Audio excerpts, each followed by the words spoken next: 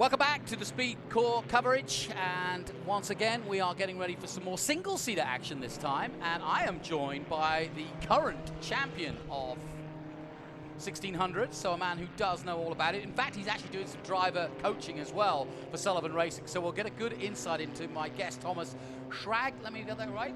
Yep, I got it right first time, way! But first and foremost, before we start talking about this year, tell me about last year and how important it was for your career. Well, I think last year was a very important year.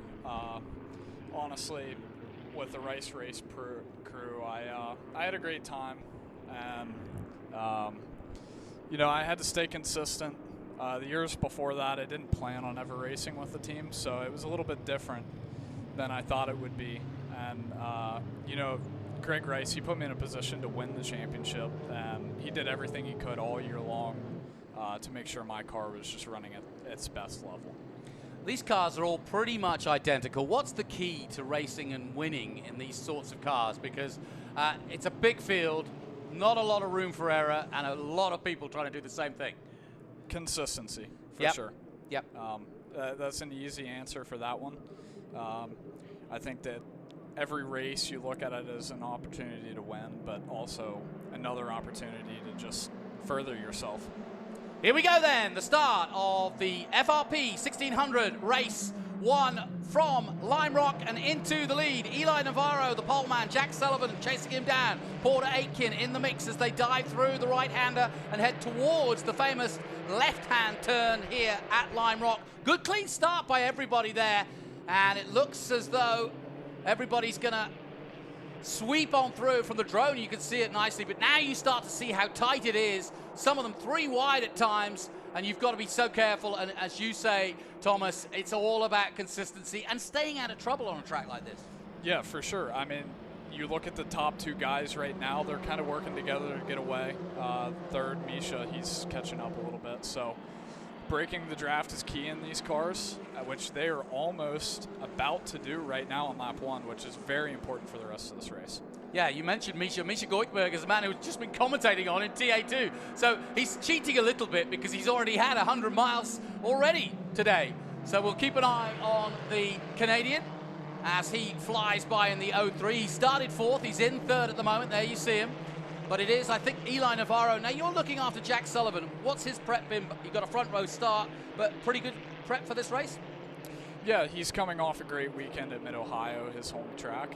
I think he's looking to do the same thing he did before. He won by 21 seconds at Mid-Ohio. He's looking to do that again. It'd be a lot tougher here, though, because it's not as technical, more drafty, and I think these cars are going to work together really well. Now, I've driven a Formula First and a Formula Ford car similar to these cars, but I'm more used to watching F4, and I know you've driven an F4 car. Compare, if you will, the difference when you have got the slicks, when you have got the wings. Well, I think the wings create the downforce that doesn't allow you to really make the moves these cars do. The F1600 cars, I mean, they're phenomenal when it comes to racing, teaching you the basics of what you need to know, how you can race someone without getting into trouble, and how to be consistent. As I said, it's important.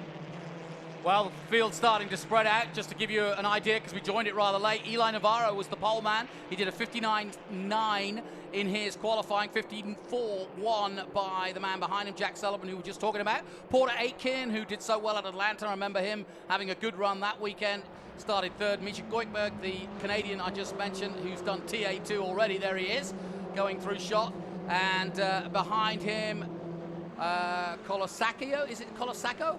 Colasacco, yep. So Joe Colasacco, another one who's obviously one of the favorites for a decent result, if not a podium here. He's currently in 5th in the Van Diemen from 2004. A lot of different ages of cars, but in this type of racing, I've often found that it really doesn't make any difference. If you're good, you can do it in a 2004 car or a 2021 car, right? Yep.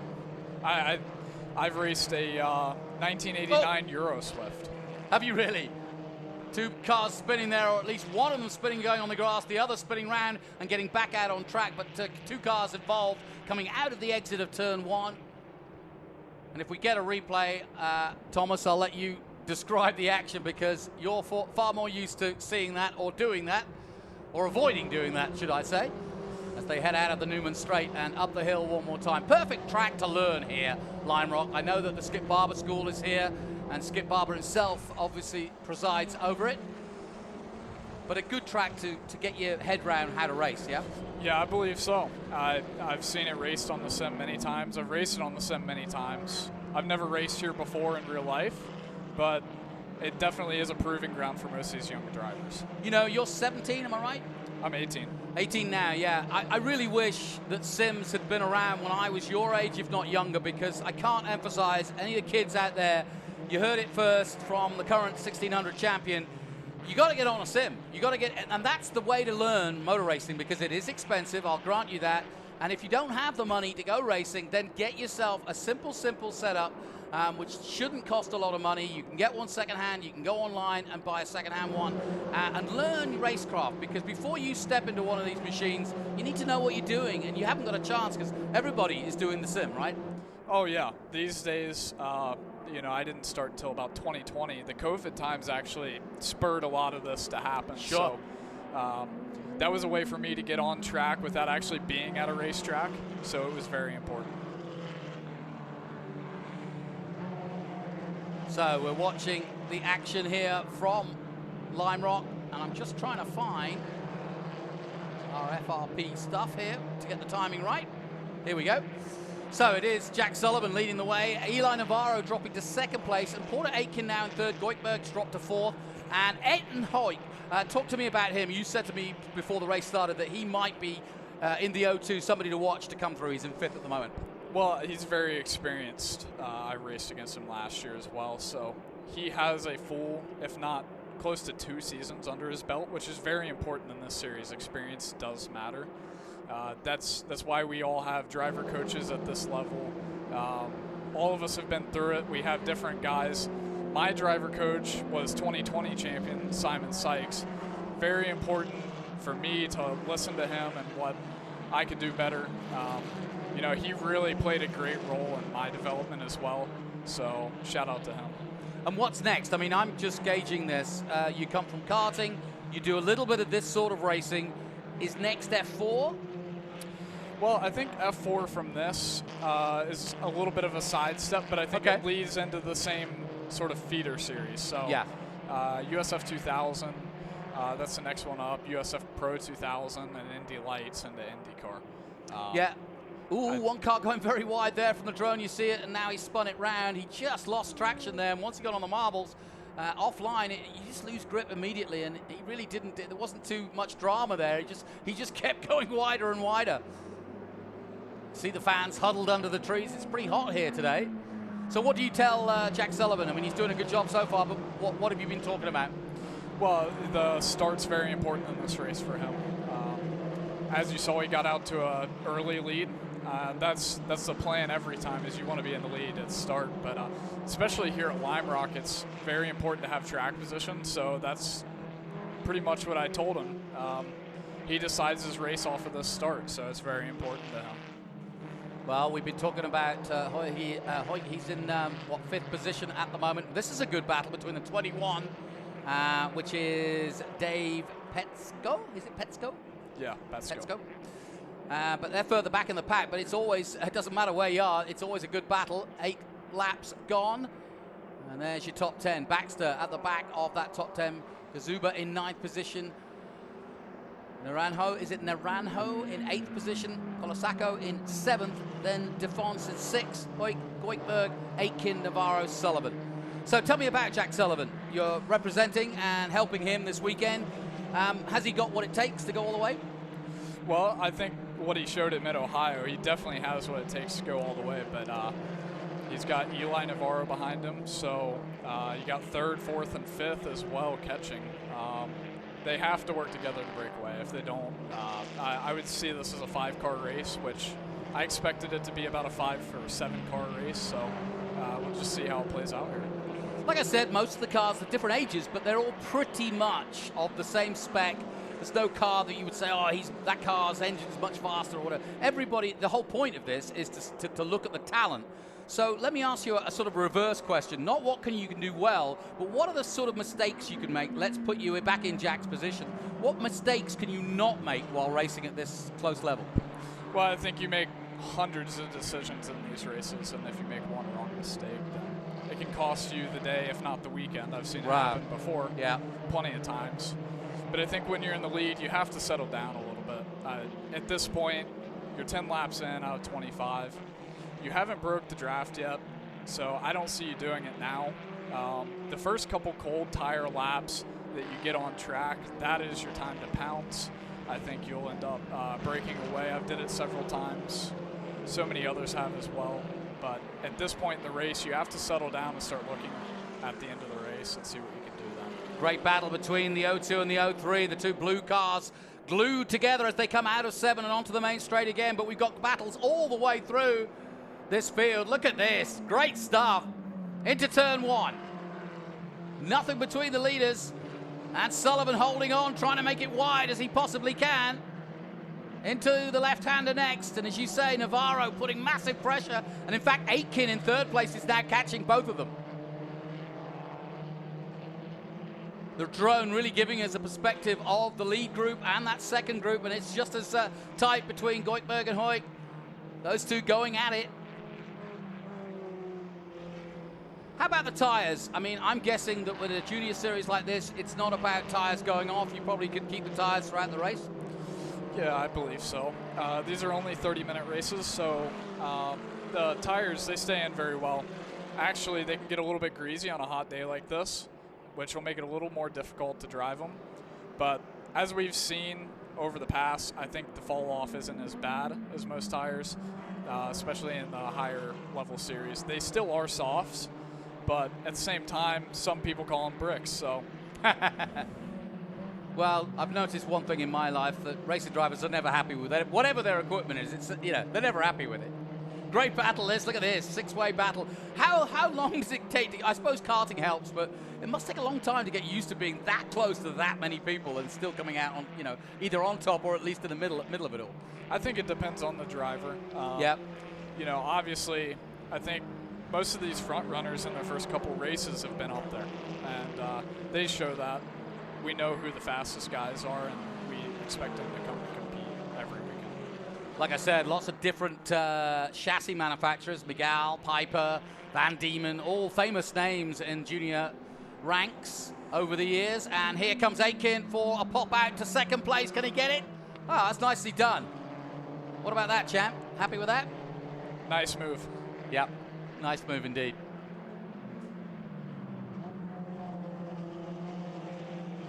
So, Sullivan, Navarro, Aitken, Goikhberg. That's your top 4, and Aitken up to second place. So as you quite rightly point out, Thomas, a very, very good overtake.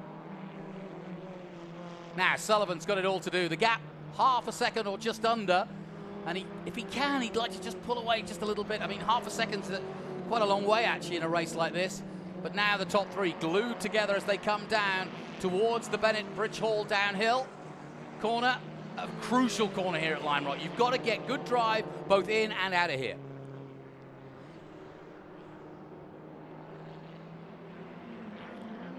Coming down towards the Mission Foods turn 1, and again, no change at the front, but the 3 at the front are pulling away, and then there's this little gaggle. Look at this. Great stuff being led by Kazuma in the 88. Colasacco behind him, then Baxter. Boquian in 9th position, Steele. Naranjo has dropped down to 11th. But look at this. This is that battle. Goikhberg now. Side by side. As they head down the Newman Straight. Back up the hill. So when do you pull the pin in a race like this? I mean, we mentioned that the tires generally last the full 30 minutes. But is there a time when you feel, okay, I'm going to push a little harder now and see if I can make some space? I think the middle of the race at this point, it's been settled out pretty well. So you see the 3 cars at the front.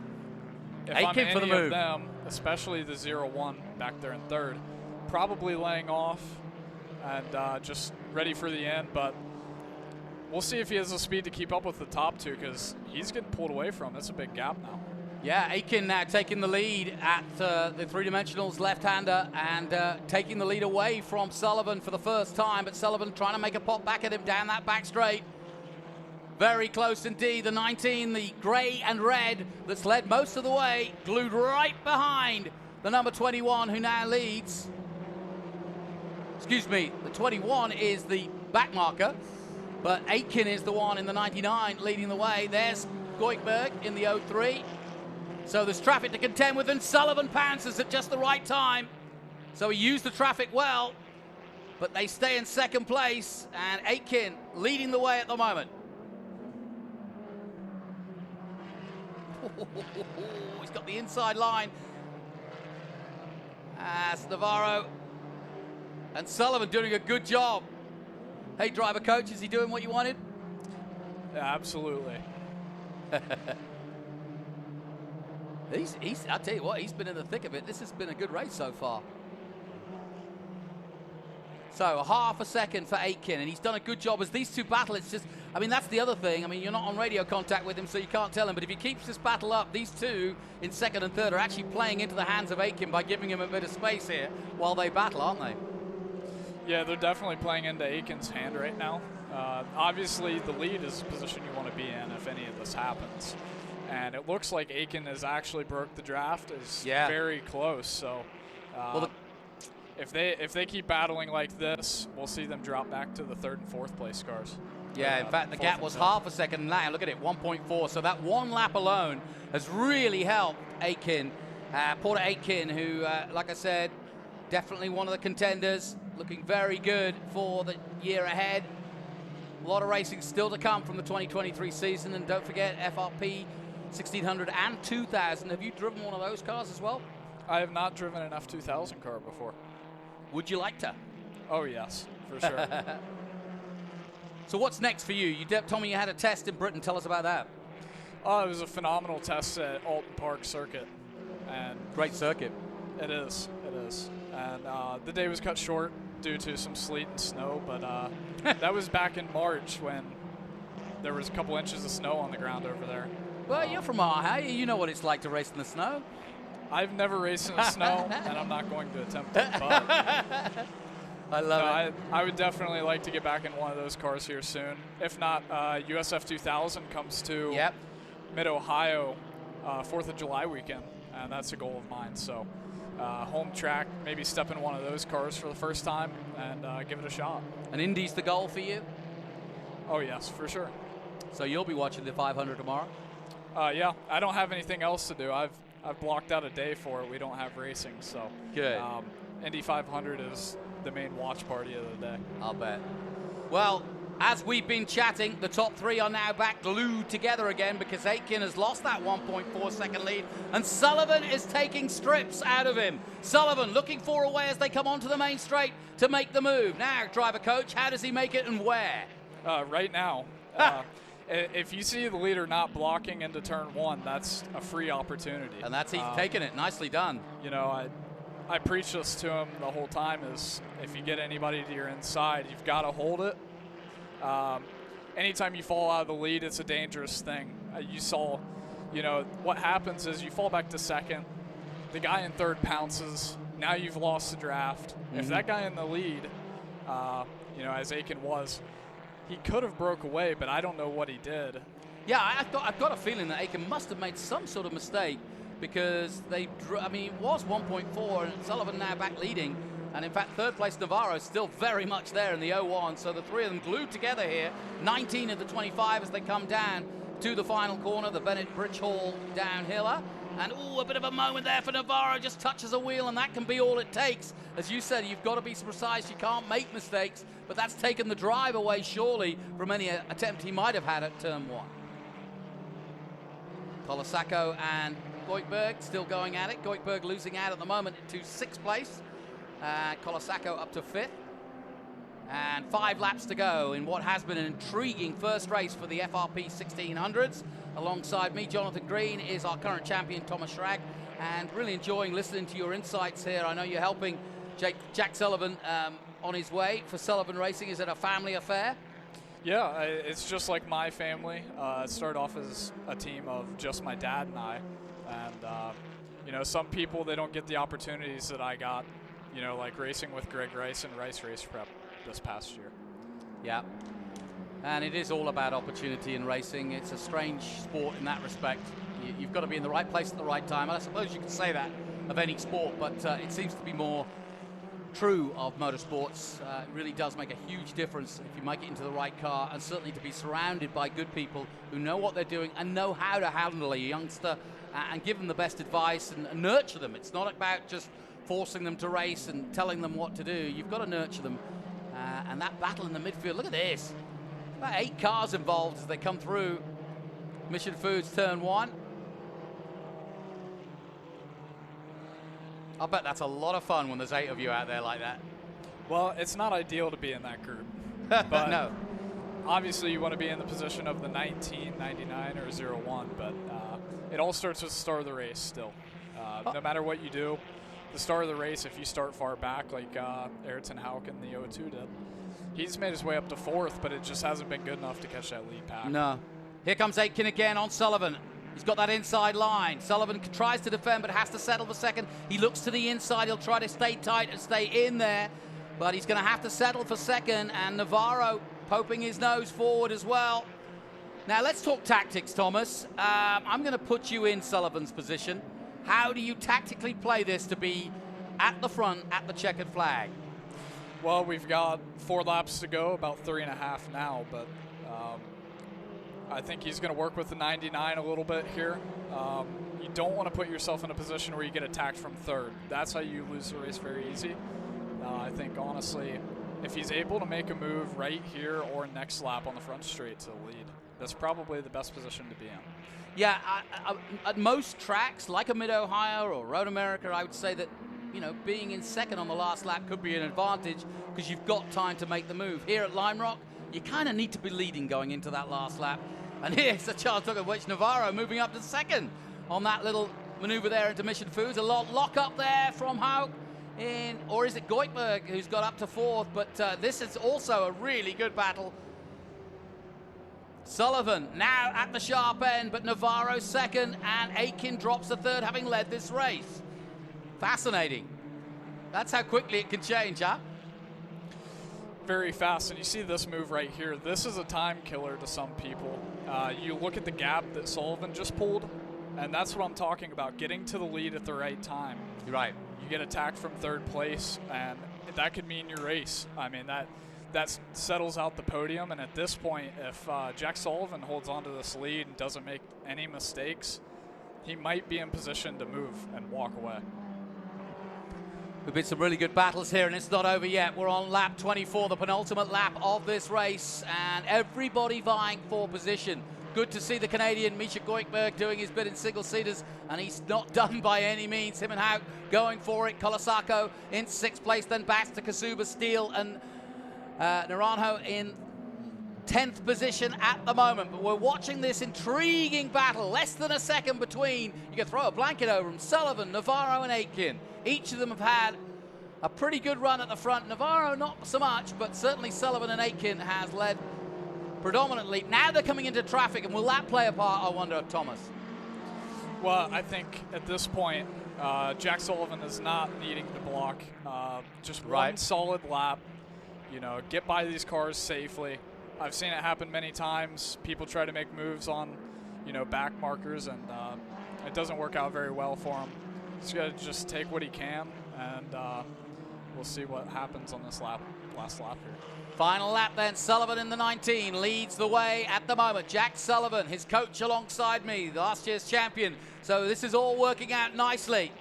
Porter Aitken trying to do something special here on the last lap. Eli Navarro likewise. The 3 of them glued together with traffic ahead. Another battle between Goitberg and Hauk has continued throughout this race. At the moment, the 03 of Goitberg from Canada and BC Cars is in 4th position. Here comes the leader though, and he's got a good stretch lead now, and there's back markers to come into play. The 99 of Aitken needing to get past, and this is playing perfectly into Sullivan's hands, because Sullivan is going to take this home easily now. And sure enough, Jack Sullivan takes the checkered flag and the win here at Lime Rock. Does it in style, and there's a man smiling next to me. Thomas, that was perfect. Yeah, it was perfect. It can't get much better than that.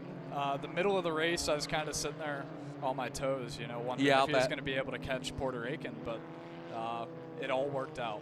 Yeah, Aiken had at one point, whoa, somebody else going off track there. But Porter Aiken had a 1.4 second lead, and whether he made a mistake or not, I'm not sure, but either way, he will have to settle for second place and losing out by 2 seconds at the flag. Navarro third. Goikhberg did win that battle with Hauk and taking 4th position in the 03. Hauk in the 02 taking 5th place, Colasaco in 6th place, Steele, Baxter, and Naranjo in 9th position, Kazuba in 10th, and Defonce 11th. Well done to Jack Sullivan. And Thomas, I'll let you go and celebrate down on the podium with him and congratulate your good work for the weekend. But more to come. You've got more racing, right? Yep, for sure. I'm trying to work on some plans, hopefully in USF 2000. Never know, maybe GB3 back over in England. At some point this year, I'll be back in a car. I know I'll be in a dirt late model this next month in June. So get a little bit of seat time and get ready for 2024 because that's going to be a big year for me. Well, listen, let the listening fans out there, as we hang on, we'll take a look at result. Jack Sullivan then, Porter Aiken, Navarro 3rd, Goikhberg 4th, Ayrton Hauk in 5th place, Joe Colasaco in 6th place, Timothy Steele, then Callum Baxter 8th, Sebastian Mateo Naranjo, what a great name, in 9th position, Dexter Kazuba in 10th position, and that is the top 10 for the 2023 FRP 1600s here at Lime Rock. But quickly, put out your social. Where can we find you and follow you? Thomas Schrag Racing on Instagram, Thomas Schrag on Facebook, and Thomas Schrag 01 on Twitter. You can find me at any of those socials, and I'm looking forward to seeing you next time. 18-year-old Thomas Schrag. Look out for him at a race near you, heading towards Indy and the Indy 500. He'll be watching it, we'll be watching it. My thanks for you to come in, and congratulations to you and Jack Sullivan, the winner of our first race here in FRP 1600s. Well done.